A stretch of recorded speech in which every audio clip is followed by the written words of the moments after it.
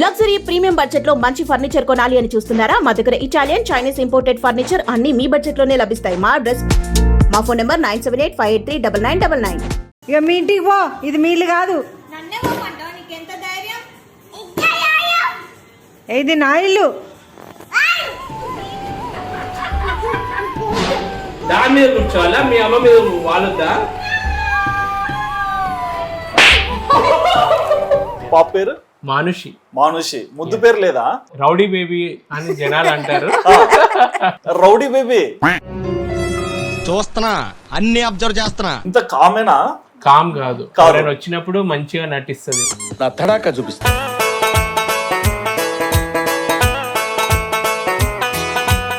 పేరు అనుకుంటే నాకు ఒక లాజిక్ ఉండదు. ఆ పేరు ఆ అమ్మాయి క్యారెక్టర్ ని ఫ్యూచర్ లో డిసైడ్ చేస్తుంది. ఒక మీనింగ్ ఉండాలి అన్నది నా కాన్సెప్ట్. ఓకే, మరి ఏంటి మీనింగ్? మానుషి అంటే ఆ స్త్రీ శక్తి, స్త్రీ శక్తి. ఆదిపరాశక్తి. మా సారు నేను పెళ్ళైన తర్వాత చదువుకున్నాం. సార్ ఏంటి? ఆ హస్బెండ్. ఓ, రెస్పెక్ట్. ఈ రోజుల్లో ఎప్పుడన్నా సార్ అన్నారా?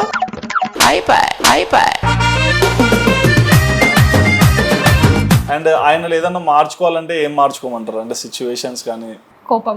ఏంటి సార్, మీకు కోపం ఎక్కువ వస్తుందా? నిజంగా వస్తుంది. నాకు రియల్ లైఫ్ లో ఎక్కువ కోపం రాదు, ఓన్లీ వీడియోస్ దగ్గరే. వేరే చాలా శాంతంగా ఉంటాడు. ఆ వీడియోస్ దగ్గరనే గానీ వేరే దగ్గర పడని వరకు. అండ్ మీ క్యూట్ కపుల్ చాలా మందికి తెలుసు అరేంజ్ మ్యారేజ్ అని, కానీ అరేంజ్ తర్వాత ఆ ప్యూర్ లవ్ ఎలా వచ్చింది? లవ్ అంటేనే ప్యూర్, అందుకే ప్యూర్ లవ్ అన్నా. దోశ అట్ట తిప్పిన ఇటు తిప్పినా కాలుతుంది. మరి నావీ జాబ్ అంటే చిన్నప్పటి నుంచే మీకు షిప్స్ మీద అంత లవ్వా? అస్సలు లేదు, అస్సలు లేదు. షిప్ గురించే తెలియదు. మరి ఆ సముద్రాన్ని ఈదడంలో ఎన్ని కష్టాలు పడ్డారు?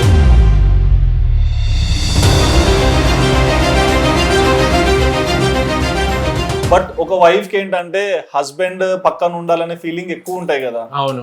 మరి అలాంటి టైంలో తను ఎక్కువగా మిమ్మల్ని మిస్ అయ్యే వాళ్ళ? అవి ఆబ్వియస్ గా ఉంటాయి. పాప పుట్టినప్పుడు లేను, తనకి యాక్సిడెంట్ అయినప్పుడు లేరు. నేను అదే ఆ పాయింట్ మీదనే అడుగుతున్నా.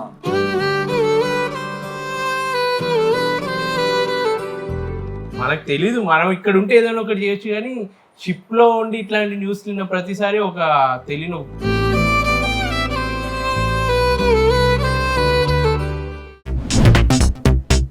Hi viewers, welcome to Vadan. నేను మీ హోస్ట్ సుధిరెడ్డి. ఇవాళ నేను మీ ముందరికి ఒక సూపర్ డూపర్ క్యూట్ ఫ్యామిలీని తీసుకొచ్చా అండి. బేసిక్ గా వీళ్ళ గురించి మీకు చాలా ఎక్కువగానే తెలుసు. ఇక లేట్ చేయకుండా మరి రాజ్ మరియు అద్వితి, మీరు ఎప్పటి నుంచో వాళ్ళ యూట్యూబ్ వీడియోస్ చూస్తూనే ఉంటారు. ఒక కెప్టెన్ గా ఈయన సీలోకి వెళ్ళినప్పుడు వావ్, ఇలా క్రూజ్ లో కూడా బాగా ఎంజాయ్ చేస్తుంటారని అనుకుంటాం. అండ్ మరొక ఒక ఫ్యామిలీ పర్సన్ గా ఇంటి బాధ్యతలను కూడా చాలా చక్కగా తీసుకునే వ్యక్తి అయినా. మరి ఏంటైనా లైఫ్ స్టైల్, ఏంటైనా జర్నీ యూట్యూబ్ లో, అండ్ ఎందుకు యూట్యూబ్ లోకి వచ్చారు, ఫ్యూచర్ ప్లాన్స్ ఏంటి, ప్రతి ఒక్కటి కూడా వాళ్ళని అడిగి తెలుసుకుందాం. ఇక లేట్ చేయకుండా మీ ఫేవరెట్ ఫ్యామిలీకి హాయ్ చెప్పేద్దాం. హాయ్ అండి, ఎలా ఉన్నారు? సూపర్. ఓకే, అమ్మగారు పేరమ్మా? స్వరూపరాణి. స్వరూపరాణి. ఓకే, రాజు గారు అద్వితి. మా పాప పేరు మానుషి. మానుషి. ముద్దు పేరు లేదా? ఇంకా పెట్టలేదు. రౌడీ బేబీ అని జనాలు అంటారు. Rowdy baby. హాయ్ మానుషమ్మ, హాయ్ చెప్పు.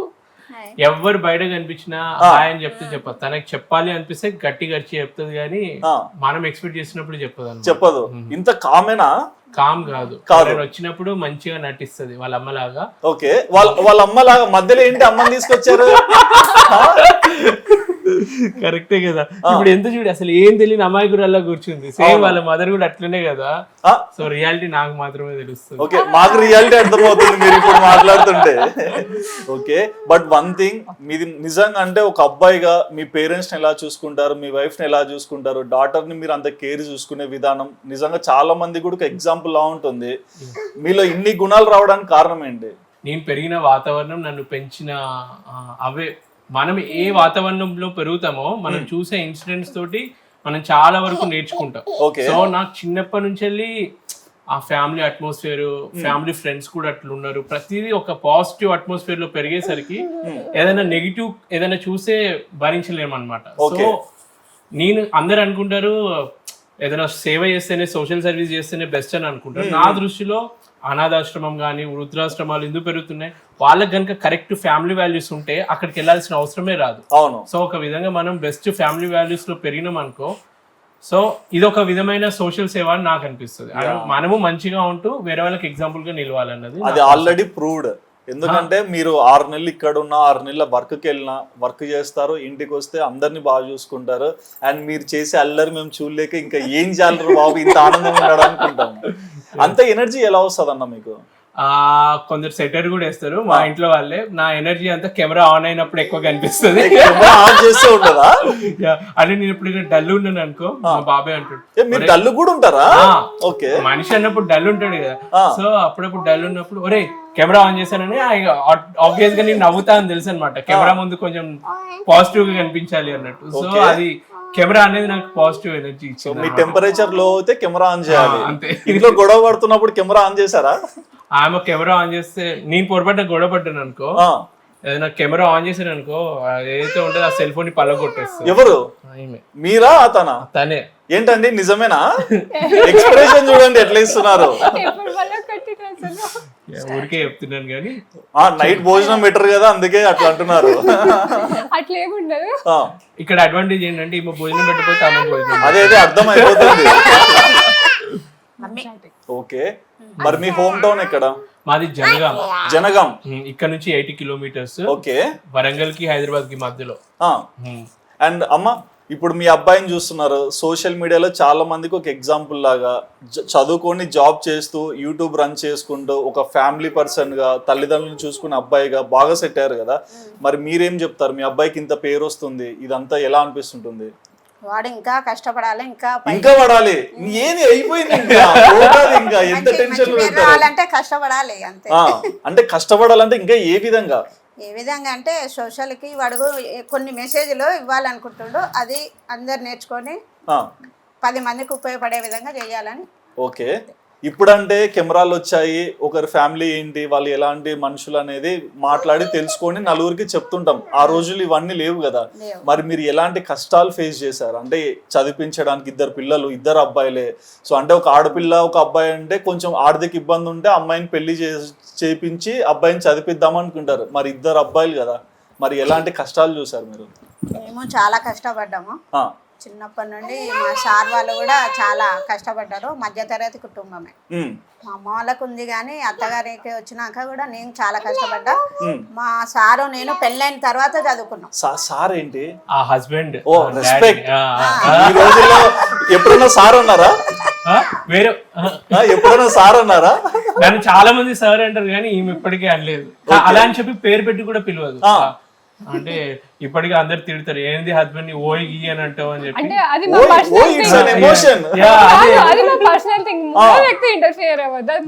అంతే కదా. మీరు అట్లా ఎక్స్పెక్ట్ చేయకూడదు. చెప్పండి. అయితే మా ఇద్దరము పెళ్ళైన తర్వాత చదువుకున్నాం. మీరు చదువుకున్నారు, ఎడ్యుకేటెడ్ ఫ్యామిలీ. అప్పుడు ఇంటర్, అప్పుడు ఎంగేజ్మెంట్ అయింది 2nd ఇయర్ లో. ఎగ్జామ్స్ అయినాక పెళ్లి చేసుకున్నాం. ఓకే. ఎగ్జామ్స్ రాసి వామ్మో, చాలా ఫస్ట్ ప్రిఫరెన్స్ ఎడ్యుకేషన్ కి. అందుకేనా పిల్లలు 2 బాగా చదువుకున్నారు? పిల్లలకు మేము కష్టపడ్డా పిల్లలు ఒక స్థాయిలో ఉండాలని కోరుకున్నాం. ఆ విధంగా మాకు దేవుడు సహకరించలు, వీళ్ళు కూడా బాగా చదువుకున్నారు. 2 బాబులు. మరి 2 ఎవరు బాగా ఇష్టం మీకు? నాకు 2 ఇష్టము. చిన్నోడు ఎక్కువ ఇష్టం, అది చెప్పాలి. చిన్నోడు ఎక్కువ ఫ్రీగా ఉంటాడు, అన్ని వాడు మాట్లాడకపోతే మాకు బోర్ వచ్చేస్తుంది ఇంట్లో. ఓకే. అడగడం కానీ ఫ్యామిలీకి కొంచెం చనువుగా ఉంటాడు. మరి పెద్ద బాబు గురించి ఏం చెప్తారు? పెద్ద బాబు రిజర్వ్ ఉంటాడు, వాడు అనుకూలంగా ఏదైనా లోటు రాకుండా చూసుకుంటాడు. లోటు రాకుండా. ఓకే. మరి ఇన్నేళ్ళు పిల్లలు కష్టపడి స్టేజ్ కి వచ్చారు కదా, మరి ఈ ఏజ్ లో పిల్లల దగ్గర ఉంటుంటారు. సో ఎలా అనిపిస్తుంటుంది? మాకు బానే. అంటే చాలా మంది ఇళ్ళల్లో ఏంటంటే తల్లిదండ్రుల్ని దగ్గర పెట్టి. అవునా? ఓకే. మామూలుగా చాలా మంది అంటూ ఉంటారు పిల్లల దగ్గర పేరెంట్స్ ఉన్నారు అని చెప్పి. ఆ పాయింట్ యాక్చువల్ గా తప్పు నా దృష్టిలో. వాళ్ళు మనల్ని కని పెంచినందుకు మనం వాళ్ళ దగ్గర ఉంటున్నాం అన్నది కరెక్ట్ పాయింట్. అలా అనాలి అన్నది నా రియాలిటీ మీరు చెప్తున్నారు. సో మీరు అమ్మా నాన్న దగ్గరికి వచ్చి ఉంటున్నారు.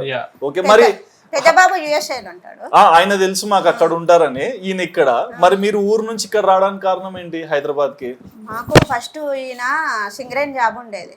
Husband కి. చిన్న బాబు పుట్టినాకనే ఈయనకు జాబ్ వచ్చింది. Okay. ఫస్ట్ టీచర్ జాబ్ కూడా ఉండే, అది రిజైన్ చేసి సాలరీ తక్కువ ఉందని సింగరేన్ జాబ్కి వెళ్ళిన బెల్లంపల్లిలో. ఓకే. అప్పుడు బెల్లంపల్లి నుండి సింగరేన్ జాబ్ అయిపోయినాక చిట్ ఫండ్ పెట్టిండు business Hyderabad purpose. Business purpose మా చిన్న బాబు 5th క్లాసు, పెద్ద బాబు 7th క్లాసులో హైదరాబాద్కు షిఫ్ట్ అయినా. ఓకే, అప్పటి నుంచి ఇంకా హైదరాబాద్ లో సెటిల్ అయిపోయారు. మీరు ఉన్నప్పుడు హైదరాబాద్, ఇప్పుడు హైదరాబాద్ అర్థం కాదు కదా. అమ్మో, చాలా మారింది. ఏంటి ఇదంతా అని అర్థమే కాదేమో. Okay. And me cute couple, Yes. చాలా మందికి తెలుసు అరేంజ్ మ్యారేజ్ అని, కానీ అరేంజ్ తర్వాత ఆ ప్యూర్ లవ్ ఎలా వచ్చింది? లవ్ అంటేనే ప్యూర్. అందుకే ప్యూర్ లవ్ అన్నా. మీరు దోశ అట్ట తిప్పిన ఇటు తిప్పినా కాలుతుంది. అంటే ఇది ఇలాంటి అమాయకురాలతోటి ఇప్పుడే కదా తిడుతుంది, అరుస్తుంది అని ఏమేమో చెప్పారు, అప్పుడే అమాయకురాలు అంటారా? అంటే అన్ని షేడ్స్ ఉన్నాయి మా దగ్గర. అంటే మీ దగ్గర ఏం లేవు? నా షేడ్స్ అన్ని ఈమెనే డ్రా చేస్తుంది అనమాట. నేను ఏ షేడ్ లో మీ దగ్గర ఉంటేనే కదా డ్రా చేసేది. సో ఇలాంటి అమ్మాయి ఏంటంటే పాపం కదా, ఎందుకులో ఏమని టార్చర్ చేయడము, మంచి చూసుకుంటే బాగుండదు అన్న కాన్సెప్ట్ తోటి ఆబ్వియస్ గా లవ్ వచ్చేస్తుంది. ఆబ్వియస్ వస్తుంది. కాకుంటే ఆమె వార్నింగ్ ఇచ్చి లవ్ తీసుకుంటది, అంతే అంటారు. ఓకే. మరి అంటే చాలా మందికి ఏంటంటే ఒక లైఫ్ లో ఒక స్టేజ్ కి వచ్చాక పెళ్లి చేస్తారు కదా, మరి మీకు పెళ్లి టైంలోనే పెళ్లి అయిందా లేకుంటే ఇంట్లో ప్రెషర్ వల్ల పెళ్లి చేసుకున్నారా? నాకు యాక్చువల్ గా 30 years అప్పుడు పెళ్ళైంది. అది లేట్ అయినా, అంటే 30 అవుతుంది ఇంకా పెళ్లి చేసుకున్నారా? అదొక ప్రెషర్. ఆ ఇయర్ లో నాన్నకి హార్ట్ స్ట్రోక్ వచ్చింది. ఓకే. ఫిబ్రవరి 7th కి 2018 లో హార్ట్ స్ట్రోక్ వచ్చింది. సో తర్వాత నాకు మెంటల్ గా అనిపించింది, మరీ కెరియర్, నేను ఎప్పుడు కెరియర్ ఒక టాప్ లెవెల్ వెళ్ళిన తర్వాత పెళ్లి చేసుకుందాం అనే దాంట్లో ఉన్నా. అలా టాప్ లెవెల్ వెళ్తే మళ్ళీ అమ్మాయిలు కరెక్ట్ అమ్మాయిలు దొరకరు, నా ఏజ్ పెరిగే కొద్దీ మనము కొన్ని కాంప్రమైజ్ అవ్వాల్సి ఉంటది అని చెప్పి అప్పుడు డిసైడ్ అయిపోయి ఫ్యామిలీకి లైఫ్ కూడా ఇంపార్టెంట్ అని చెప్పి. ఓకే. సో నేను షిప్ దిగగానే సంబంధాలు అన్ని చూడడం మొదలెట్టారు. మా వదిన సైడ్ నుంచి వెళ్ళి సంబంధం అనమాట. షిప్ దిగి రిలేషన్షిప్ ఎక్కారు? షిప్ దిగి రిలేషన్షిప్ ఎక్కాను. కొందరు రెండు పడవల ప్రయాణం మంచిది కాదు అంటారు, కానీ 2 పడవల ప్రయాణం చేస్తున్నారు, ఇటు రియల్ షిప్ ఇటు రిలేషన్షిప్. అంటే రియల్ షిప్ సింక్ కాదు, రిలేషన్షిప్ కూడా సింక్ కాదు, రెండు నిలబడినాయి కదా. ఓకే.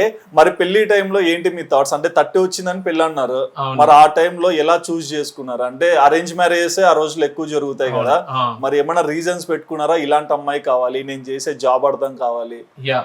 నాకు ఫస్ట్ ఆఫ్ ఆల్ అమ్మాయి అంటే తను నన్ను డామినేట్ చేస్తూ, నన్ను కంట్రోల్ చేస్తూ, తను ఇండిపెండెంట్ గా బిజినెస్ అయినా జాబ్ అయినా చేసే ఒక ఇన్స్పైరింగ్ పర్సన్ ఉండాలి అనేది నా ఒక థాట్ అనమాట.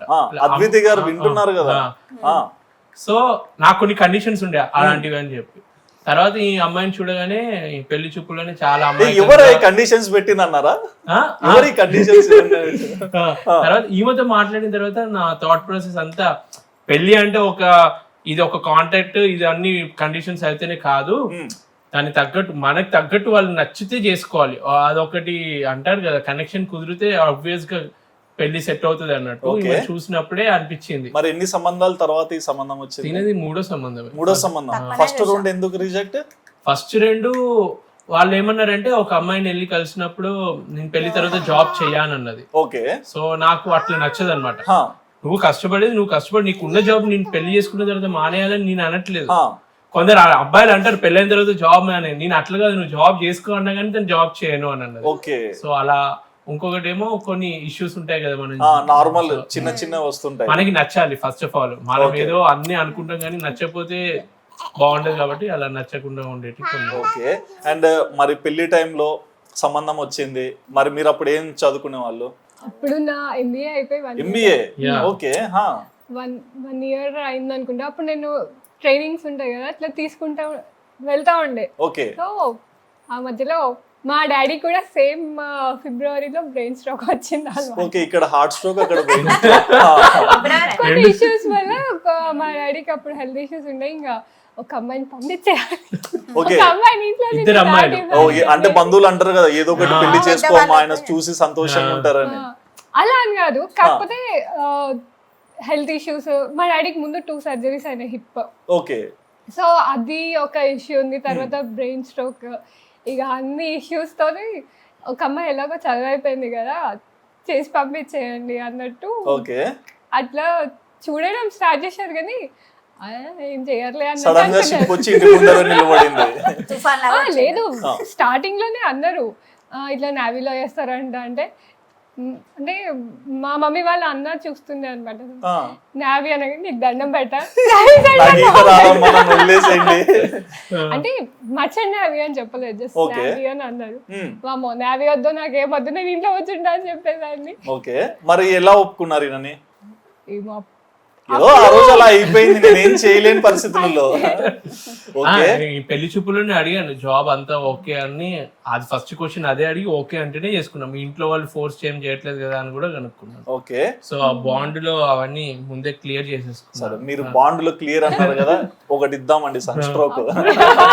పెళ్లికి ముందు పెళ్లి తర్వాత ఏంటి డిఫరెన్స్ ఈయనలో? ఓకే నేను బయట వాళ్ళు ఏదో ఒకటి కక్కేసేయండి. ముందు పెళ్లి ముందు అందరితో ఓపెన్ ఫ్రీ ఉంటుండే అంట ఉంటుండే అంట.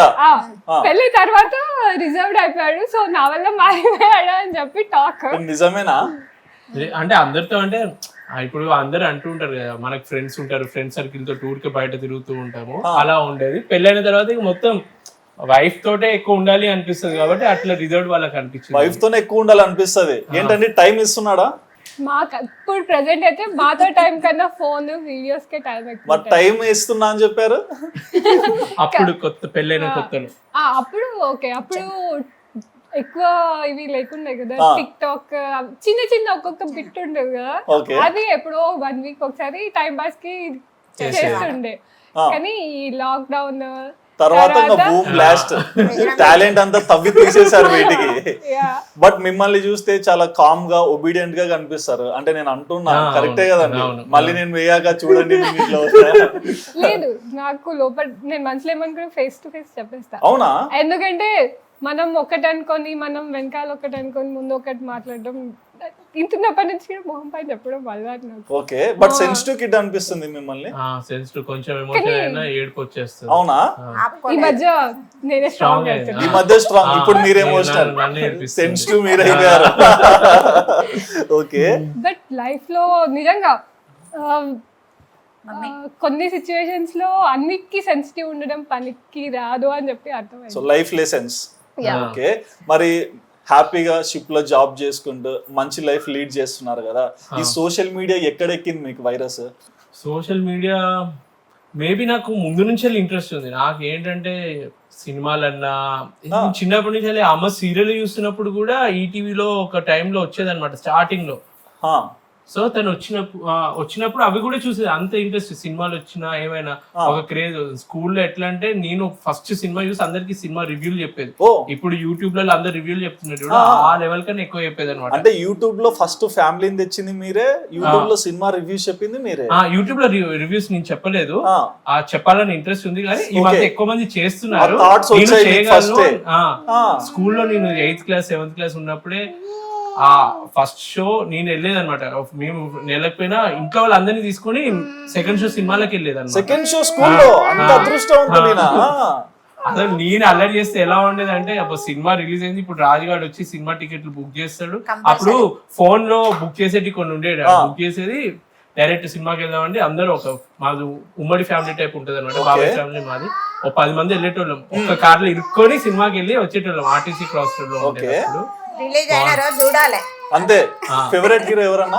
నాకు అట్లా ఒక్కరనే ఉండదు తెలుసా, ఏ సినిమా అనుకుంటే ఆ సినిమాలో వాళ్ళందరూ నా ఫేవరెట్ అని ఫీల్ అయిపోతారు.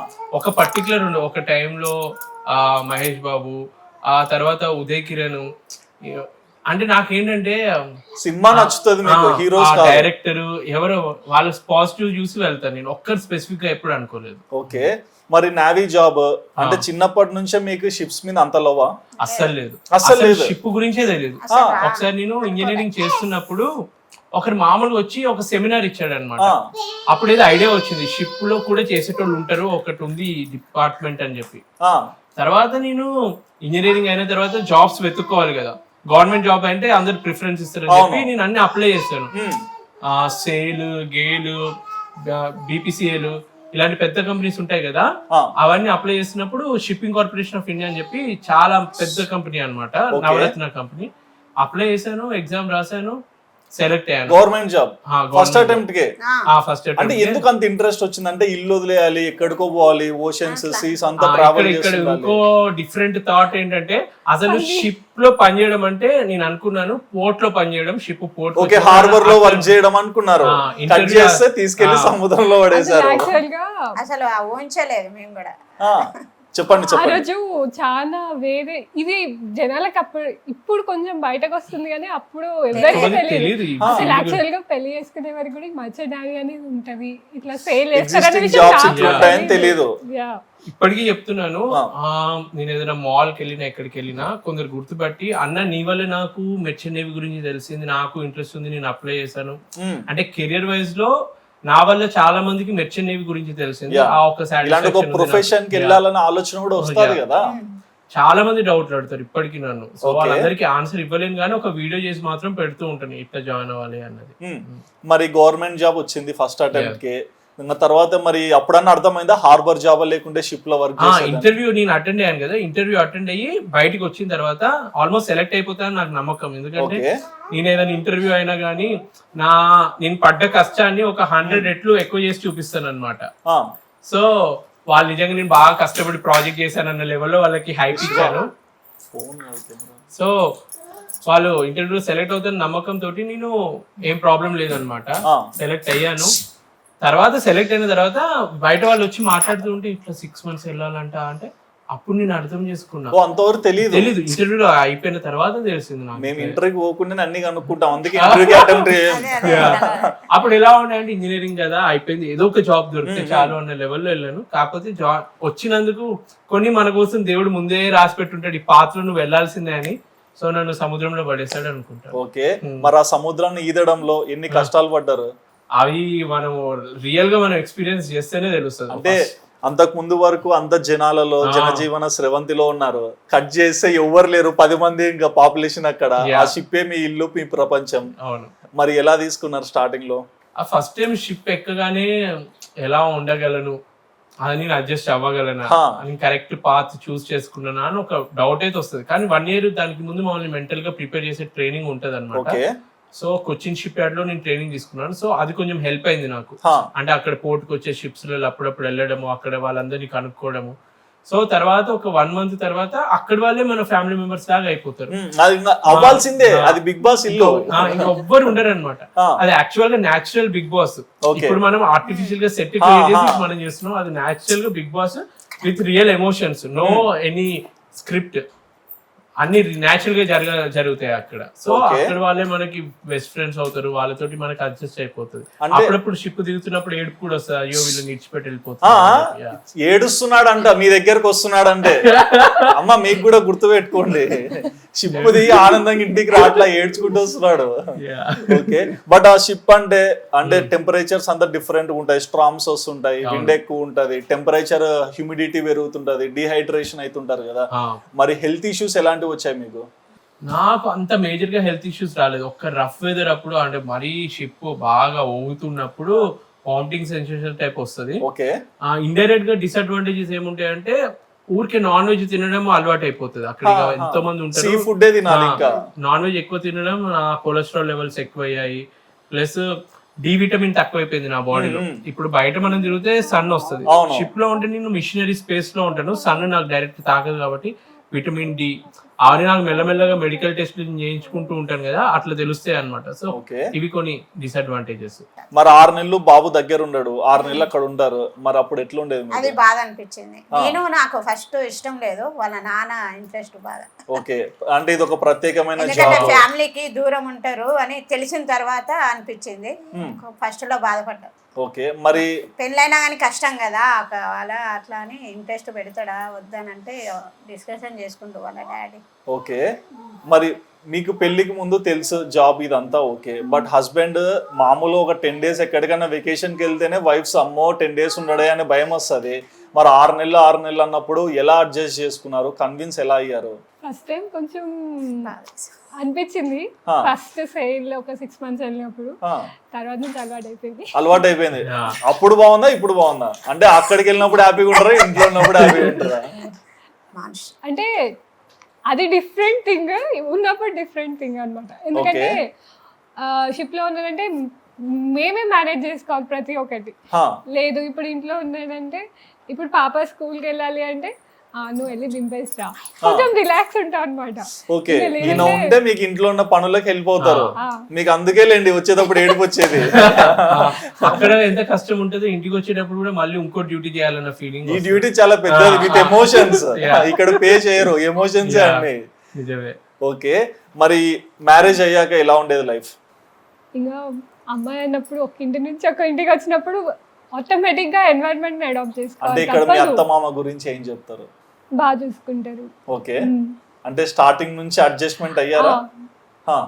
ఏదైనా కూడా మన ఇంట్లో మనకు నచ్చినట్టు చేసుకుంటాం. ఇప్పటికీ కూడా మమ్మీ వాళ్ళ ఇంటికి వెళ్తే మనకు నచ్చినట్టే నడుస్తుంది అక్కడికి పోతే స్వతంత్రం వస్తుంది. ఇక్కడ కూడా అంతే. ఓకే, అండ్ మీరు మీ వైఫ్ కి టైం ఎక్కువ ఇవ్వలేరు కదా, సో అక్కడ ఇక్కడ అడ్జస్ట్ అయి ఉండాలి. సో ఆ టైంలో మీరు ఎలాంటి ఇబ్బందులు ఫేస్ చేసేవాళ్ళు?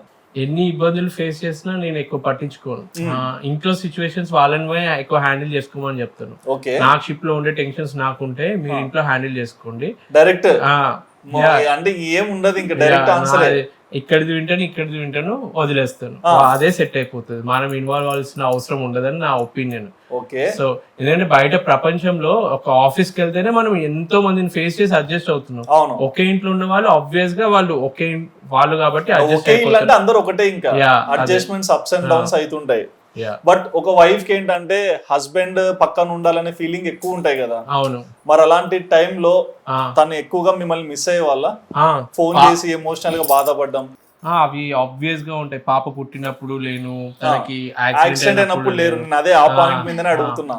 సో నాకే కొంచెం ఈమె టెన్షన్ ఏంటంటే ఆ రోజు నైట్ యాక్సిడెంట్ అయింది. ఓకే, డాడీ నాకు రాత్రి చెప్పలేదు, ఈమె యాక్సిడెంట్ అయినా ఈమె కూడా నాకు చెప్పలేదు. ఆ ఫోన్ ఏదో మాట్లాడినా, చాటింగ్ చేసినప్పుడు నేను ఎప్పుడు చాట్ చేసినా తొందరగా రిప్లై ఇస్తాను, ఎందుకంటే ఎప్పుడో కొంచెం సేపు సిగ్నల్ దొరుకుతుంది నాకు.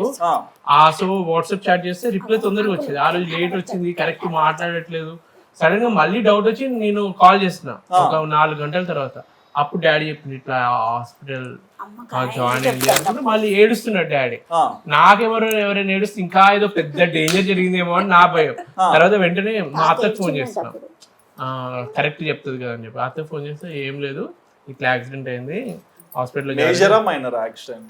మైనర్, అది మేజర్ అంటే నా దృష్టిలో అది మొత్తం ఒక 10 రోజులు ఐసీలో ఉన్నది మేజర్, ఒక 1 day 2 day ఉన్నది మైనరే. కాకపోతే తనకది ఫస్ట్ టైం లైఫ్ లో ఫేస్ చేయడం, ఒక యాక్సిడెంట్, బ్లడ్ అంతా ఇట్లా ఫ్లో అవ్వడము, స్టిచెస్ పడము, నోస్ మీద.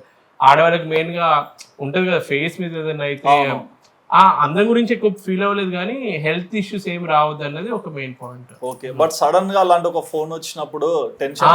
నాకు టెన్షన్, మనకు తెలీదు, మనం ఇక్కడ ఉంటే ఏదైనా ఒకటి చేయొచ్చు కానీ షిప్ లో ఉండి ఇట్లాంటి న్యూస్ విన్న ప్రతిసారి ఒక తెలియని. ఆ టైంలో మీరు వచ్చి పక్క నుండి సపోర్ట్ చేయలేరు కదా, ఎంతసేపు అమ్మనో నాన్ననో అత్త మామనో వీళ్ళే చూసుకోవాలి. సో అదే ఒక అడ్వాంటేజ్ ఏంటంటే నేను ఇక్కడ ఉన్నా, నేను నా కండిషన్ అర్థం చేసుకొని మా పేరెంట్స్ కానీ వీళ్ళ పేరెంట్స్ కానీ ప్రతిదీ హ్యాండిల్ చేస్తారు. తన జాబ్ ఇది కాబట్టి తనకు కావాల్సిన మోరల్ సపోర్ట్ ఇస్తారు. అంటే నేను ఇవ్వలేదు, నేను 100% ఇస్తే వాళ్ళు 99% ఇవ్వడానికి మ్యాక్సిమం ట్రై చేస్తారు.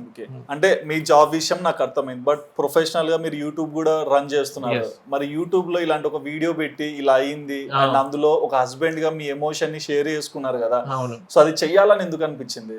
అది ఎందుకు చేయాలనిపించింది అంటే యాక్సిడెంట్ చేసినోడికి చేసేటోళ్ళకి అజాగ్రత్తగా ర్యాష్ గా ఇప్పటికీ యూత్ చాలా మంది పేరెంట్స్, వాడికి 15 years ఉన్నప్పుడే ఒక బైక్ కొంటాడు, స్పోర్ట్స్ బైక్ కొంటాడు, లైసెన్స్ లేకుండా ఊరెంబడి వదులుతాడు.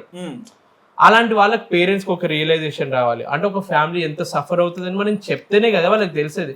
ఇప్పుడు హెల్మెట్ పెట్టుకోండి అని చెప్పి యాడ్లు ఇస్తారు, ఎంతమంది చూస్తున్నారు? ఏదో మూవీకి ముందు సిగరెట్ స్మోకింగ్ యాడ్ ఇస్తారు, అది ఒక ఏదో చూడాలి అన్నట్టు చూస్తున్నారు కానీ కనెక్ట్ అవ్వట్లేదు జనాలు. ఒక వీడియో ఇట్లా ఫ్యామిలీ కంటెంట్ ఉన్న ఛానల్ వాళ్ళు చెప్తే వాళ్ళు రియల్ లైఫ్ లో ఫేస్ చేస్తుంది వాళ్ళకి అర్థమవుతాయి కనుక కొంతమంది అయినా చేంజ్ అవుతారు. ఇట్లా బైక్ కొని ఇచ్చేటోళ్ళైనా, కార్ ర్యాష్ గా నడిపేటోళ్ళకైనా, న్యూ ఇయర్ పార్టీలకి తాగి నడుపుతారు, ఎన్ని యాక్సిడెంట్లు అవుతాయి. అవన్నీ అవ్వద్దు అన్న ఒక ఉద్దేశంతో. ప్లస్ మెయిన్ గా ఒక మెసేజ్ ఇద్దాము ప్లస్ మా update life updates already channel run అవుతుంది కాబట్టి ఆడియన్స్ కి. యా ఓకే, మరి యూట్యూబ్ లోకి వచ్చారు, మీరు ఒక్కరే స్టార్టింగ్ లో వీడియోస్ లో కనిపించేవాళ్ళు, చిన్నగా ఫ్యామిలీ మొత్తాన్ని గేశారు, వాళ్ళు వచ్చారా మీరు తీసుకొచ్చారా? నేనే తీసుకొచ్చాను. మీరే తీసుకొచ్చారు.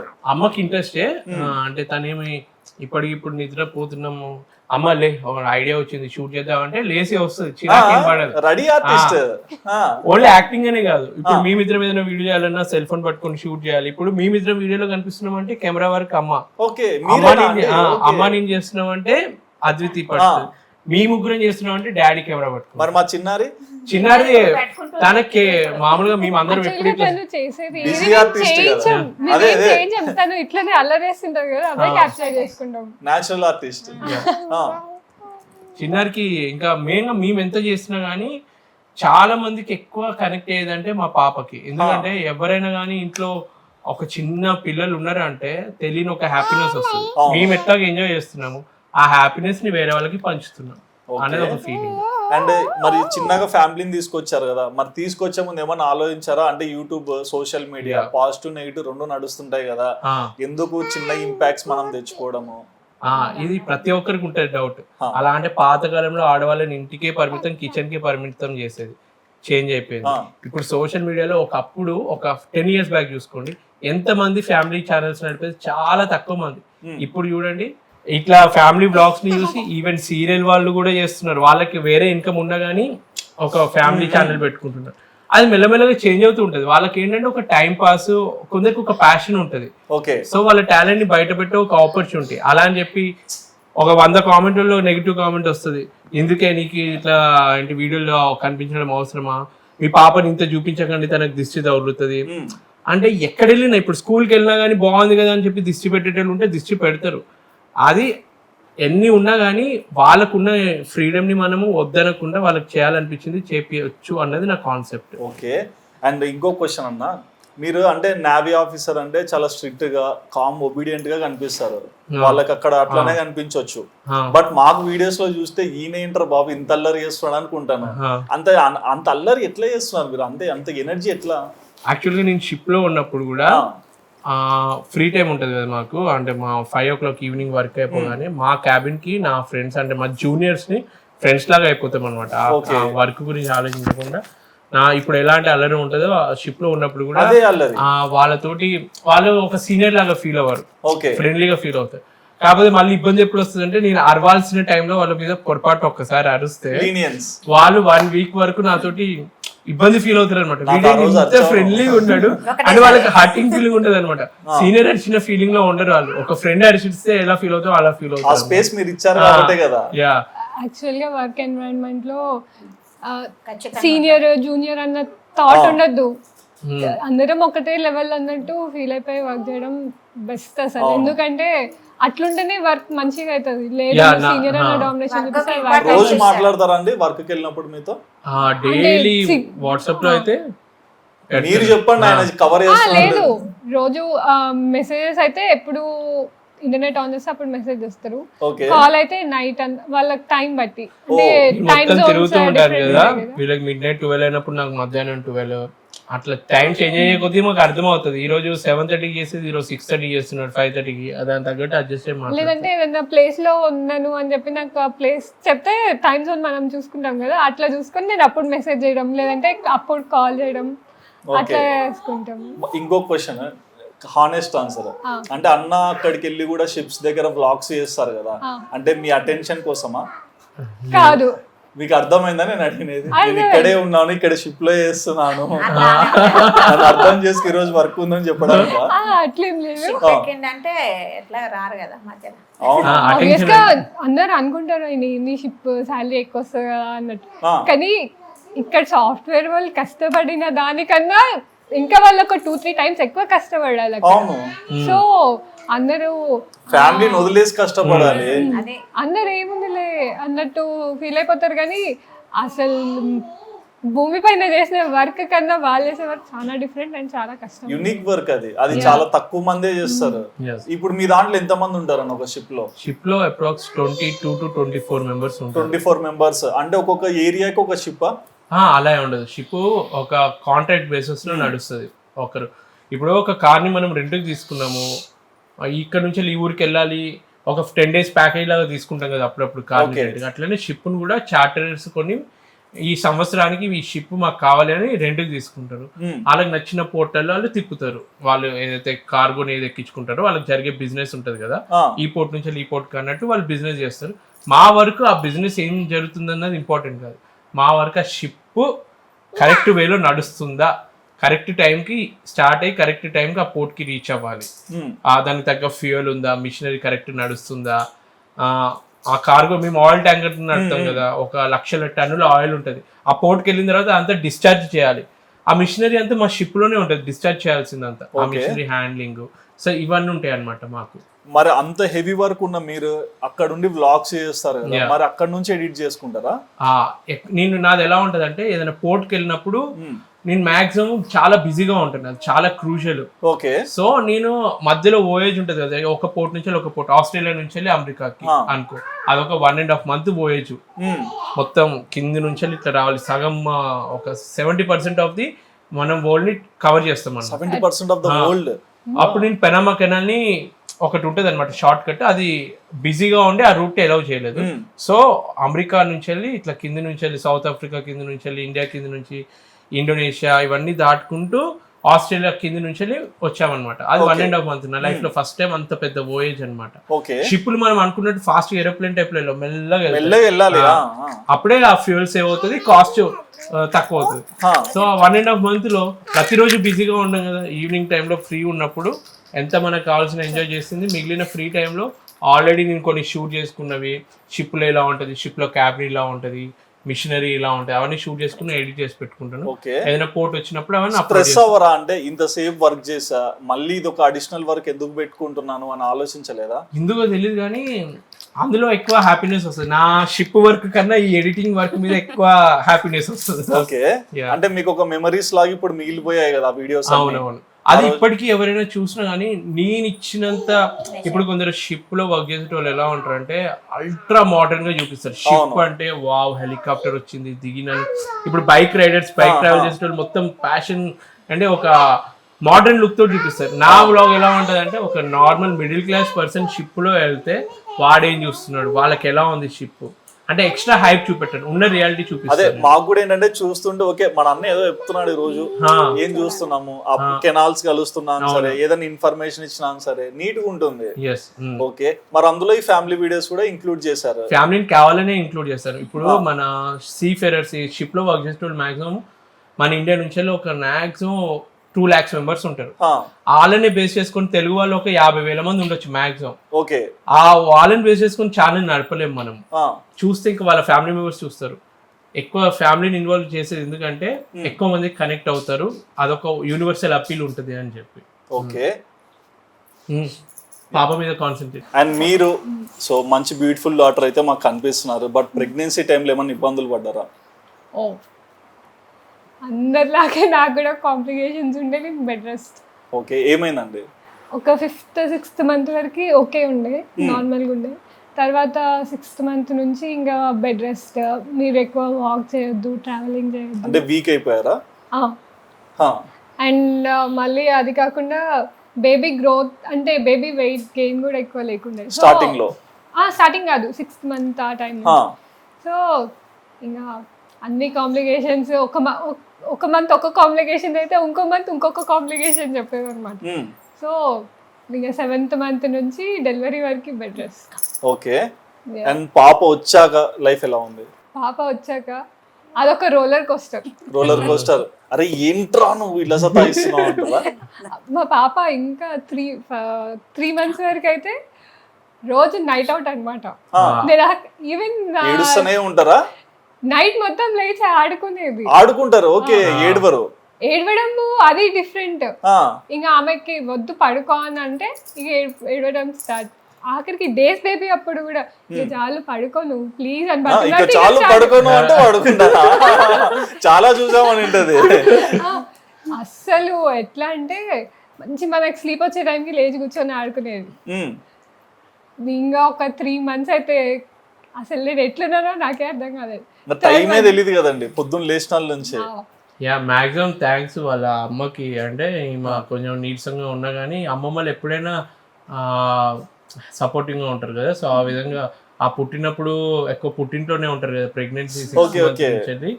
సో వాళ్ళ మదర్ బాగానే హ్యాండిల్ చేశారనమాట. తను ల్యాబ్ టెక్నీషియనే, సో మెడికల్ ఫీల్డ్ గురించి తనకు ఐడియా ఉంది. సో తనకు వ్యాక్సిన్స్ ప్రతిదీ తను హ్యాండిల్ చేసేది మంచిగా. ఓకే.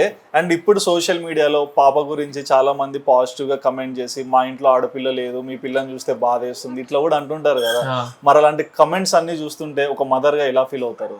యాక్చువల్గా నేను హ్యాపీ అమ్మాయి అని, నాకు అమ్మాయి కావాలి అని ఉండే. ఓ ఈయన నాకు అబ్బాయి కావాలని. మీరు అబ్బాయి, డాడ్స్ లిటిల్ ప్రిన్సెస్ కదా. యా పుట్టిన తర్వాత మైండ్ చేంజ్ అయిపోయింది. ఓకే.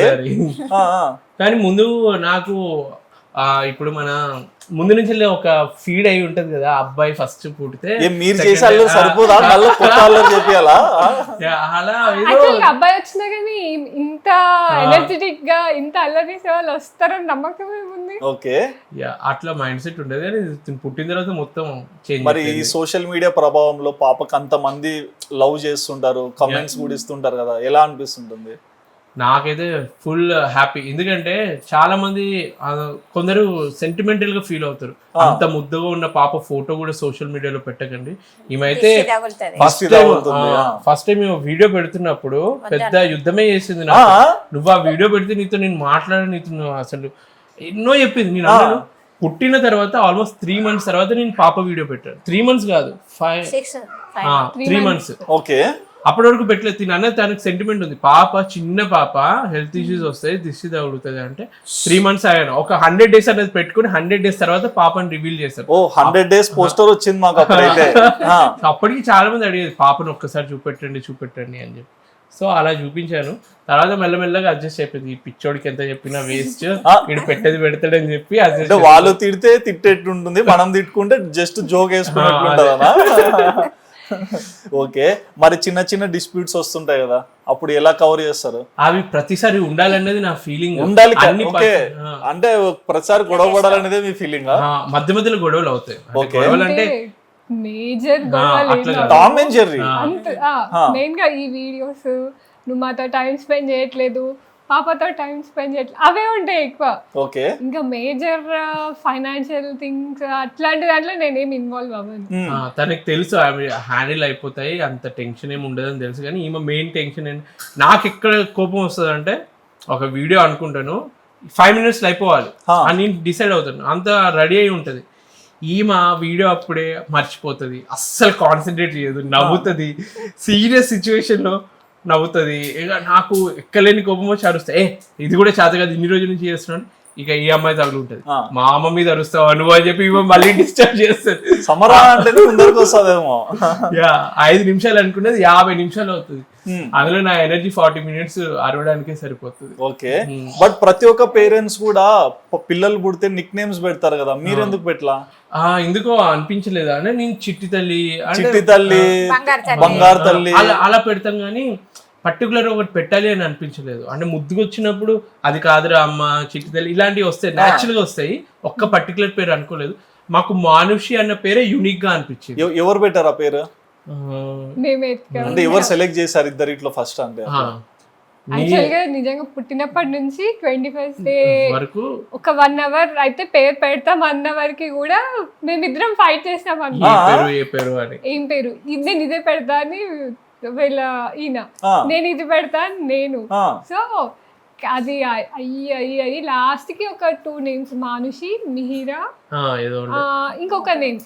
ఈ 3 ఇంకొక నేమ్ తీసేసినాం, మిహిరా కానీ మానుషి కానీ అని అనుకున్నాం. సో లాస్ట్ కి మిహిరా కూడా ఇప్పుడు కామన్ అయిపోతుంది కదా, మానుషి ఎక్కువ లేరు, సో మానుషి పెడదాం అనేసి అప్పటికప్పుడు నేను పేరు అనుకుంటే నాకు ఒక లాజిక్ ఉండేది. ఆ పేరు ఆ అమ్మాయి క్యారెక్టర్ ని ఫ్యూచర్ లో డిసైడ్ చేస్తుంది, ఒక మీనింగ్ ఉండాలి అన్నది నా కాన్సెప్ట్. ఓకే. మరి ఏంటి మీనింగ్? మానుషి అంటే ఆ స్త్రీ శక్తి. సో ఆ శక్తి లెవెల్స్ ఇంత ఎక్కువ ఉంటే నాకు తెలియదు. ఇట్లా చూసేనే ఫైర్ వచ్చింది. చూసా కొట్టారు కదా మిమ్మల్ని ఇట్లా. ఓకే. మరి స్కూలింగ్ వెళ్తుంది కదా పాప? yes. ఓకే. మరి చిన్నప్పుడే చిన్న సెలబ్రేట్ అయిపోయింది. చాలా హ్యాపీ యాక్చువల్గా. అన్ని కండిషన్స్ పెట్టి పెంచడం నాకు ఇష్టం లేదు. తనకి ఒకవేళ ఫ్యూచర్లో నాన్న నాకు వీడియో చేయడం ఇష్టం లేదు అంటే ఆపేస్తాను. బంద్. ఒకవేళ తనకి ఇంట్రెస్ట్ ఉంది, నాన్న ఈ కాన్సెప్ట్ నాకు నచ్చింది, నేను ఈరోజు స్కూల్లో ఈ యాక్టివిటీ చేశాను, కరాటే నేర్చుకున్నాను, నేను వీడియో చేస్తాను అంటే తను అడిగితే నేను చూపిస్తాను. నాకే ఆల్రెడీ ఎంటర్ అయిపోయింది కదా స్క్రీన్ లోకి, మీరు నో అన్నా నాన్న నేను చేస్తానే. అప్పుడప్పుడు చూస్తా తన వీడియోలే తను చూసుకుంటుంది. తనకు నచ్చినట్టయితే వీడియో తీయ అంటది ఒక్కసారి. అతను ఎంత చీరలేదు ఒకసారి చేసింది తీయమన్నది. నేను వ్లాగ్ చేస్తే ఈమె వ్లాగ్ చేసి అందరు చూసి నేను పడుకున్నాను అనుకో, సెల్ ఫోన్ ఇట్లా ఆన్ చేస్తుంది, పడుకున్నా నాన్న, నీళ్లు తాగుతున్నా అమ్మ, అలా చెప్పి తనే ఇస్తుంది. కొటేషన్ తో సహా రైటర్ కూడా వచ్చేసింది లోపల. మీరు ఇప్పుడు తీసే వీడియోస్ లో రైటింగ్స్ ఏమన్నా రాస్తారా? మాక్సిమం నేను ఏదైనా కాన్సెప్ట్ ని చిన్న పాయింట్స్ లాగా రాసుకుంటాను, కానీ నేను ఎవరికి నేను డైలాగ్ ఇట్లనే చెప్పాలి అని ఇవ్వను. నేచురల్ గా రావాలి. ఇప్పుడు మా నాన్నమ్మతో కూడా వీడియో చేశాను. నేను చేసిన అందరికన్నా one of the best performer తను. ఎందుకంటే నేను ఒక ఐడియా చెప్పింది అనుకో, అత్త ఈమె మా నాన్నమ్మ ఇంకా ఈమె కామెడీ చేయాలి, ఈమె పీసినారి దానిలాగా చేయాలి, ఆమె గయాలి దానిలాగా చేయాలి. సో ఈమె నేను వచ్చినా నాకు నాన్ వెజ్ కూడా పెట్టవా ఇన్ని రోజులకు వచ్చినా అంటే, ఏ పప్పు చేసినా ఒడియాలు చేసినా అంటే అప్పటికప్పుడు ఏమైనా డైలాగ్ చెప్తా అనమాట. నీ ఆ ఒడియాలు నేను ఎత్తికేసి కొట్టుకో, ఆ ఒడియాలు ఎందుకే ఆడ ఎక్స్ట్రా యాడ్ చేసి మాట్లాడుతుంది అనమాట. సో లాంగ్వేజ్ అవి చాలా నేచురల్ గా మంచిగా అనిపిస్తాయి. అటువంటి తెలంగాణ యాస. సో ఒక్కొక్కరి దగ్గర ఒక స్పెషాలిటీ ఉంటది. ఇప్పుడు మా అమ్మమ్మ ఉంటది, తను నడవలేదు అనమాట. కాకపోతే సడన్ గా ఒక 10 days తర్వాత మా పాప ఇలా రాగానే ఒకేసారి ఎక్సైటింగ్ గా, అమ్మో పాప వచ్చింది, రోజు అడుగుతుంది పాప రాలేదు, ఒకేసారి చూడడానికి ఎక్సైట్ అవుతుంది కదా.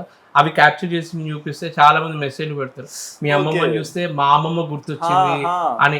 Connecting people. సో నాకు స్క్రిప్ట్ వర్క్ కన్నా న్యాచురల్ ఆ మూమెంట్స్ అంటే ఆర్టిఫిషియల్ గా ఉండదని అనిపిస్తుంది. ఓకే, బట్ బిఫోర్ అంటే చిన్నప్పుడు మీరు బాగా చదువుకున్నారు కాబట్టి జాబ్ చేస్తారని ఫిక్స్ అయింటారు. బట్ ఇప్పుడు యూట్యూబ్ అనేది అస్సలు ఎక్స్పెక్ట్ చేసింటారు కదా. మీ స్కూలింగ్ ఫ్రెండ్స్ ఎలా రియాక్ట్ అవుతుంటారు? కొందరు ఆట పట్టిస్తారు, అంటే ఫ్రెండ్లీ వేలోనే. వాళ్ళకి ఒక హ్యాపీనెస్ అనేది ఉంటుంది, మనోడు వీడియోలు బాగా నడుస్తున్నారా అని ఒక హ్యాపీనెస్ పడితే వాళ్ళలో ఉంటది. నాకు కూడా ఒక తెలియని హ్యాపీనెస్. అంటే చిన్నప్పటి నుంచి వెళ్ళి స్కూల్లో నేను ఎక్కువ పార్టిసిపేట్ చేయలేదు, సోషల్ ఇట్లా స్టేజ్ల మీద యాక్ట్ చేయడం అవన్నీ ఇంట్రెస్ట్ ఉండేది, చేయలేదు నేను. సో ముందు నుంచి ఒక నువ్వు ఎక్కడైనా ఒక గుర్తింపు అనేది రావాలని ప్రతి మనిషికి ఉంటది. మనీ అనేది ఒక సెకండరీ థాట్ ప్రతి ఒక్కరి మైండ్ లో ఉంటది, యూట్యూబ్ చేస్తే మనీ రావాలి. కాకపోతే దానికన్నా ఎక్కువ మనకు ఒక ఐడెంటిటీ, ఎక్కడికి వెళ్ళినా అబ్బా మీ వీడియోస్ బాగుంటాయి, మీ వీడియోస్ చేస్తారు కదా మంచిగా ఉంటాయి అని అనడం వేరు, నిజంగా మీ వీడియోస్ బాగుంటాయండి, ఆ వీడియోలో మీరు చెప్పిన అది బాగుంది ఇది అంటే చూడు, అప్పుడు నాకు మంచిగా అనిపిస్తుంది. వర్క్ కి ఒక అప్రిషియేషన్. మరి ఈ ఇంటర్వ్యూలో మీ ఫాదర్ అయితే రాలేదు కదా, మరి నాన్న గురించి ఏం చెప్తారు? నాన్న ఈజ్ రోల్ మోడల్. ఇప్పటికీ మా నాన్న ఇంకా నేను నిన్న ఒక వీడియో పోస్ట్ చేశాను, మా అమ్మ నాన్న ఇట్లా ఎత్తుకొని ఉన్న ఫోటోని దాన్ని రీక్రియేట్ చేశాను అనమాట. ఒక చైర్ మధ్యలో వచ్చి, ఇప్పటికి మా నాన్న నన్ను ఎత్తుకున్నాడు, పాపం నన్ను మొయ్యలేకపోయినాడు, నిలబడ్డారు కదా, వచ్చాడు కదా అని నిలబడ్డారు. సో అంత కంఫర్ట్ జోన్ ఎప్పుడు వస్తుంది మనకి, ఇట్లాంటి వీడియోలు చేయడానికే రాదు. రియల్ గా లైఫ్ లో ఆ కంఫర్ట్ జోన్ అన్ని కనిపిస్తాయి. సో అట్లా డాడీ మమ్మల్ని పెంచింది కాబట్టి చాలా హ్యాపీ ఫీల్ అవుతాం. డాడీకి ఏంటంటే డాడీ పెరిగిన వాతావరణం చాలా స్ట్రగుల్స్ తో కూడుకున్నది అనమాట. ఫోటో చూపిస్తారు కదా నిన్న, ఇట్లా కింద నుంచి అప్పుడే అర్థమవుతుంది. సో చాలా మిడిల్ క్లాస్. చిన్నప్పుడే మా నాన్నమ్మ చనిపోయినప్పుడు, సో వాళ్ళు పెరిగినప్పుడు నుంచి వెళ్ళి కొన్ని కష్టాలు ఎక్కువ చూసిండు. సో మా పిల్లలకి మాత్రం ఒక హ్యాపీనెస్ ఇవ్వాలి అన్న థాట్ తోటే ఉండేది. సో ఆ విధంగా ఎవరికైనా డాడ్ బెస్ట్, మాకు మా డాడ్ బెస్ట్. అంతే కదా. Okay, happiest day in your life?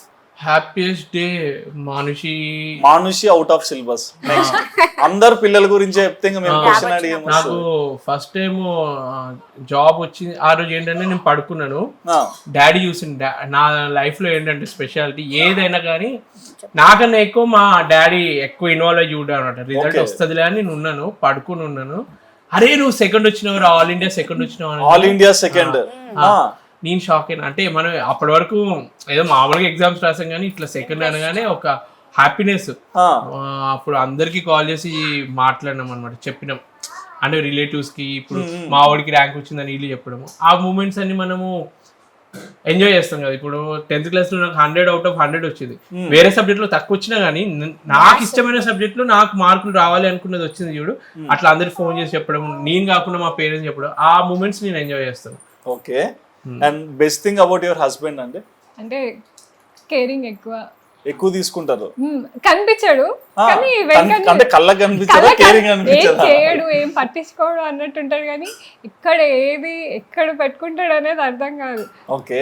ఏమైంది ఇట్లా అయింది కదా, ఎట్లున్నారు ఇప్పుడు అంటే నాట్ ఓన్లీ ఇప్పుడు మనం ఇంట్లో వాళ్ళని కాదు, ఇప్పుడు బయట వాళ్ళ గురించి కూడా ఏదన్నా మనం వాళ్ళు ఇట్లా బాగాలేదంట ఇట్లా అయింది అని అంటే మనమే మర్చిపోతాం ఒక 2-3 days తర్వాత. గుర్తు పెట్టుకొని మరి అడుగుతారు, క్యారీ చేస్తారు. అదొక్కటి నాకు మంచిగా అనిపిస్తుంది అనమాట. ఓకే. అండ్ ఆయన ఏదన్నా మార్చుకోవాలంటే ఏం మార్చుకోమంటారు? అంటే సిచ్యువేషన్స్ కానీ ఏదన్నా? కోపమే. కోపం కామన్ థింగ్ కదా. ఆ కోపం కామన్ థింగ్ కానీ అనవసరమైన విషయాలకి తగ్గించుకోవాలని. ఏంటి సార్ మీకు కోపం ఎక్కువ వస్తుందా? నిజంగా వస్తుంది. నాకు రియల్ లైఫ్ లో ఎక్కువ కోపం రాదు, ఓన్లీ వీడియోస్ దగ్గరే. చాలా శాంతంగా ఉంటాడు ఆ వీడియోస్ దగ్గరనే గానీ వేరే దగ్గర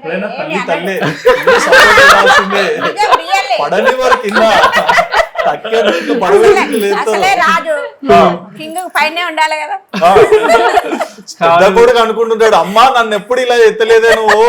యాక్చువల్ గా మా అన్న గురించి చెప్పాలంటే చాలా నేను ఎంత వైబ్రెంట్ గా ఇట్లా మాట్లాడతానో, హీజ్ హిడెన్. ఇప్పుడు మహేష్ బాబు హీరో ఉన్నాడు కదా, తను వేరే హీరోయిన్స్ నడిచి చెప్తాడు తనలో సెన్స్ ఆఫ్ హ్యూమర్ ఎక్కువ ఉంది, చాలా జోవియల్ ఉంటాడు అన్నట్టు. మా అన్న కూడా అట్లా బయట కనిపించడానికి సింపుల్ గా ఉంటాడు కానీ తనలో చాలా టాలెంట్ ఉంది. చాలా నాకన్నా ఎక్కువ పెద్ద కొడుకు ఎక్కువ రెస్పాన్సిబిలిటీ ఎలా ఉంటుంది. బట్ మీరు అన్నారు చూడండి టాలెంట్ అని, same blood group. Yeah, talent ఉంది కానీ తనకి ఇష్టం లేదు ఎక్స్పోజ్ అవ్వడం. షై పర్సన్ ప్లస్ తన ఫ్యామిలీని ఎగ్జిబిట్ చేయొద్దు అని ఉంటుంది. I respect that. ఓకే. మరి ఓవరాల్ గా మిమ్మల్ని ఇంతగా సపోర్ట్ చేసే సబ్స్క్రైబర్స్ కానీ ఎక్కడన్నా బయటికి వెళ్ళి మీ వీడియోస్ చూసి అన్న నేను కూడా ఇలా నావీలోకి వెళ్దాం అనుకుంటాను ఇలా అంటే మీరు ఎగ్జాంపుల్ అవుతుంటారు కదా, సో వాళ్ళందరికి ఏమన్నా చెప్పాలనుకుంటున్నారా? నావీలో మెర్చెంట్ నేవీలో ఎక్కడికి వెళ్ళాలన్నా నాకు మీరు 100 మెసేజ్లు పెడితే అందులో 90 మెసేజెస్ అన్నని నా ఏజెంట్కి 3 లక్షలు ఇచ్చాను, మోసపోయాను, విని నాకే విసుగొచ్చింది, ఆన్సర్ ఇవ్వలేకపోతున్నాను. మీరు ఎక్కడైతే డబ్బులు లంచం రూపంలో ఇస్తున్నారో దాని అర్థం మీరే మోసపోవడానికి రెడీ అయినట్టు. మీరు ఒక మంచి వేలో, నేను ఇప్పటికీ ఒక వీడియో పెట్టాను, ఈ ఇన్స్టిట్యూట్ బాగుంటుంది ఈ వేలో వెళ్ళండి అంటే చెప్పిన వాటికి మీరు రెస్పాండ్ అయ్యి అలా వెళ్ళండి. ఎందుకంటే అందులో ఒక జెన్యూనిటీ ఉంటుంది. మీరు తప్పు పాత్ ఎంచుకొని సక్సెస్ అవ్వాలి అనుకుంటే అది ఎప్పటికీ కుదరదు. ఒక మంచి పాత్ కష్టపడి మీరు మంచి చదువుకొని వెళ్ళాలి అనుకున్న వాళ్ళకి ఇది బెస్ట్ ఆప్షన్. ఈవెన్ లేడీస్ కూడా రావచ్చు. ఈ మధ్య నేవీలో మెర్చెంట్ నేవీలో లేడీస్ కూడా ఆప్షన్ ఉంది. సో మీరు కూడా రావచ్చు. ఇది కెరియర్ పరంగా చెప్పాలి అనుకుంటే. ఇక ఫ్యామిలీ పరంగా యూట్యూబ్ పరంగా చెప్పాలి అంటే నేను ఎక్స్పెక్ట్ చేయలేదు నిజం చెప్పాలంటే. ఒకప్పుడు మా ఇంట్లో వాళ్ళు కూడా ఇంత అనుకొని ఉంటారు, ఒక 10,000 సబ్స్క్రైబర్లు వీళ్ళు 1 lakh సబ్స్క్రైబర్స్కి వెళ్తాడేమో అని. నిజం చెప్పాలంటే నా మైండ్లో ముందే ఒక థాట్ ఉండేది, ఇప్పుడు ఇది అడుగులానే ఉండొచ్చు, తర్వాత చాలా మంది చూస్తారు అన్న నమ్మకం ఇప్పటికీ ఉంది. ఎందుకంటే మనలో ఒక కాన్ఫిడెన్స్ ఉంటేనే మనం వేరే వాళ్ళకి చెప్పగలము. మీలో ఎవరికైనా యూట్యూబ్ జర్నీ స్టార్ట్ చేయాలి అన్నా, మీకు సపోర్ట్ కావాలి అన్నా నాకు మీరు డైరెక్ట్ మెసేజ్ చేయొచ్చు, నేను సపోర్ట్ చేస్తాను. ఇప్పటికీ నేను ప్రమోషన్స్ ఎందుకు చేస్తున్నాను చాలామంది కొందరు అడుగుతారు ఎందుకు ప్రమోషన్స్ అని చెప్పి. ఎవరైనా కానీ ఏ వర్క్లో అయినా కానీ కష్టపడుతున్నాడు అంటే వాడికి ఒక మార్గం మనీ వస్తేనే లైఫ్ సెట్ అయినట్టు. లేదంటే తర్వాత ఫ్యూచర్లో మీరే అంటారు నువ్వు అంత టైం స్పెండ్ చేసి నీ ఫ్యామిలీకి టైం ఇవ్వకుండా వీడియో చేసి రూపాయి సంపాదించలేదు ఎక్కడి వెదవిరా నువ్వు అని మీరే తిడతారు, జనాలే అంటారు. సో నేను చెప్పేది ఏంటంటే ప్రమోషన్స్ చేస్తున్నాను కానీ ఏ తప్పుడు ప్రమోషన్ చేయలేదు, ఏ బెట్టింగ్ యాప్ చేయలేదు, ఏ వర్క్ ఫ్రమ్ హోమ్ చేయలేదు. ఈవెన్ ఇంకేమో అంటారు చాలామంది అడుగుతారు నన్ను ఆ ప్రమోషన్ చేయండి ఈ ప్రమోషన్ చేయండి. నేను అందులో బెస్ట్ చేయది ఇప్పటికీ కోట్లలో సంపాదించే పెద్ద పెద్ద క్రికెటర్సే బెట్టింగ్ యాప్ల గురించి పాన్ మసాలాల గురించి చేస్తున్నారు. మీరు ప్రశ్నించాలనుకుంటే అలాంటి వాళ్ళని ప్రశ్నించండి, వాళ్ళకి సపోర్ట్ ఎందుకు ఇస్తున్నారో మీరు ఆలోచించండి. సో మంచి జెన్యూన్ వేలో ఎవరైతే మిడిల్ క్లాస్ వాళ్ళు ఇట్లా రావాలనుకుంటున్నారో మీరు కూడా టాలెంట్ ఉంటే రండి, మీకు హెల్ప్ అవుతుంది. ఒక సెకండ్ ఇన్కమ్ లాగా ఉంటుంది యూట్యూబ్ అన్నది.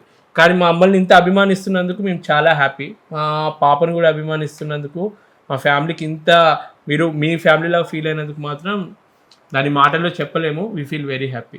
Okay, thank you so much అండి. అంటే మీ గురించి చాలా విషయాలు అయితే నాకు చెప్పారు. అంటే ఇంతకు ముందు ఇంటర్వ్యూస్ ఇచ్చారు, బట్ ఈ ఇంటర్వ్యూలో కొంచెం బాగా అడిగానని నేను అనుకుంటున్నాను. So thank you so much. మీ గురించి చాలా విషయాలు అయితే మాకు తెలిసాయి.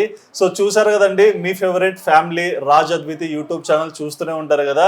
మరొకసారి మీరు ఎవరైనా చూడని వాళ్ళంటే ఒకసారి వెళ్ళి చూడండి, ఎలాంటి కంటెంట్ చేస్తారు అండ్ ఫ్యామిలీ పరంగా ఎలాంటి వ్లాగ్స్ చేస్తారు. ఆ చిన్న పిల్ల చేసే అల్లరి కూడా చాలా క్యూట్గా కనిపిస్తుంది. మరి ఈ ఇంటర్వ్యూలో ఈ ఫ్యామిలీ చెప్పిన మాటలు విన్నాక మీకు ఏమనిపించిందో మీ ఒపీనియన్ తప్పకుండా కమెంట్ సెక్షన్లో మెన్షన్ చేయండి. And please do subscribe our channel Aadan for more updates.